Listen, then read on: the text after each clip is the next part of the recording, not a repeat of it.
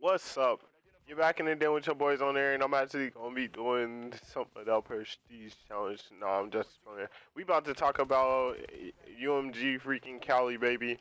You know, and Optic ended up taking the event, but props to FaZe. They played out of their mind. They freaking came all the way back through losers and stuff, and that was like tough loss to elevate. They could have faced Optic early on, and I think it would have better prepared them. You know, but yeah. I mean, you can't complain. The games was good. Or no, actually, they ended up being on the other side of the bracket, so they would have had to go through Enigma first. So I think everything kind of worked out in their favor because them losses early on, like made them basically grind, and they was like driven to do good in this tournament. And FaZe like showed up pretty good. Hugh and them was like going off all event. That little kid is a freaking messiah. 15 years old, no boy is a freaking born messiah now. But uh, like I said, Envy actually surprised a lot of people. They placed fourth, and I thought I chose them as an upset team and things. I didn't think FaZe was gonna come out this strong just because of how Enable had played on Optic.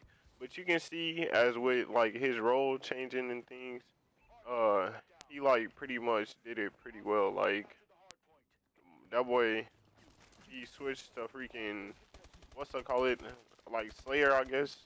I'm guessing that he's a Slayer on phase, and he fit it well. Like trying to play Damon's position is kind of tough on Optic because it's more of an OBJ slay. So him just fully slaying on phase, boy, he was pretty much going off this tournament. And Hugh up there following up. Sasher was going big in retreat, dude. Oh, like it's crazy. That FaZe squad is pretty decent. I'm pretty curious to see what they're gonna do at X Games. They're gonna be like competition to working with. And right now, how I'm feeling, it's like that's going like that now FaZe and Optic are gonna definitely be like the best teams in the X game most likely. But if Danao loses like early on or something, I can see them making a team change because the game is evolving and all these teams are getting hecka good now. These team changes, they finally figuring out what they want to do as far as like team wise. It takes teams a little while at first, but oh my God, is he hovering? Well, like it took teams a little while before they can get like comfortable, I guess, playing their positions and things on teams, and then now it's like, ooh, all the teams are starting to stable out, and you can kind of start seeing the consistency in their rosters. It might be team changes again after season or after X Games. Like we know how that goes. Possibly, maybe. It, now, as far as I like see them, is like if they can't be Optic at X Games and stuff, I think they need to do a team change.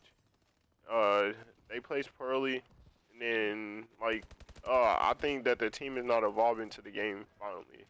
At first, they was evolving like pretty fast early on, and now it's like they're starting to lose again. So with the new like bow changes and things, and how bow is even more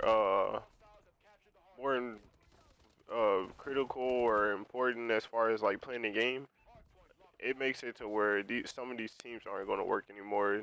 The now was pretty cool because they had 3 subs that knew how to OBJ slay, and now it's like, now they need like a really crucial either AR or OBJ slay. I mean AR or sub slayer because they need to have that versatility in the team to be like, all right, we gonna switch it up.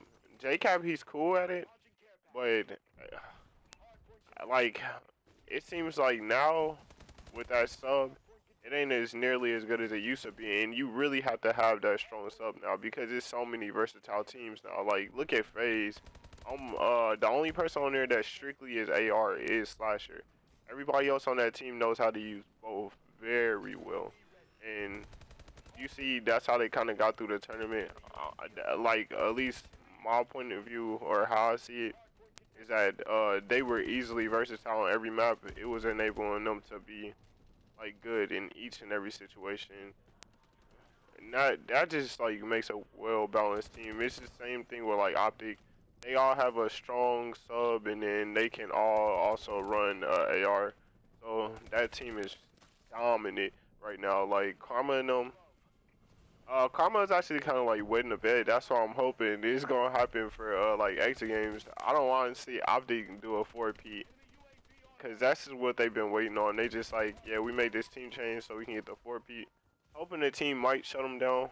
I don't think FaZe or none of them still are capable. We seen FaZe and them take the series, like the first one, but I just knew they was gonna win the second series and the grand final. So the only way Optic could pretty much get upset is if they lose early on and get sent to losers early on. And if that was to happen, then it would help like a ton of teams out, where Optic will have to win 2 series. But even then, like that's when the Optic really starts to show up. That's when the teammates start getting mad at each other, like, hey, we have to do this, we have to do that. And that's why they came back 3-0 in the game winning series for the finals and stuff. Like everybody was complaining about the maps, and it was a funny thing because I was like, I hope Optic loses the first series. I really don't care if they win the event, because I figured they were gonna win the event. They were playing out of their mind that whole tournament, almost 3-0 in like every single team. I was like, yeah, I don't really care if they like win the event, but at least let a team take a series off of them at least. I don't want them to go take the grand finals undefeated. They went to losers too, like everybody else. But other than that, like the Prophecy did actually worse than what I thought, and they started off very strong on TK that night. And I didn't even finish watching the game, so I can't really tell you what had happened because it was so late in my area. But it's like, dang, dude, I couldn't believe Prophecy got kicked out early. The way I see it is like, Prophet and them needs to practice more. You can tell the team chemistry and stuff wasn't there. The same thing with Envy. I think Envy and them would have did even better if they had way more chemistry and things, because you can see when the game started not going their way, it was hard for their team chemistry to kick back in and be like, okay, we only down by this and we need to hurry up and just win and turn back up, I guess. And it made it seem like, dang, freaking, like Envy, it made it seem like Envy wasn't ready for Optic. And I think the loss they took to Optic in that fashion, that 3-0, is the reason why they did poorly on like the games to come afterwards. But they also got beat by Enigma too, so it's like maybe they wasn't just ready to meet Optic just yet, but pretty soon that team will be very decent enough to actually take Optic to a finals. And the next like for what's it called, exit games, I'm pretty sure that the final 4 teams is gonna be around either Optic, the now Envy, and FaZe. No other teams right now are on the scale of those 4 teams. It's 4 good teams right now that are just and then Prop 2, if they team scrum and they get some more chemistry and things, I think they'll be a lot better.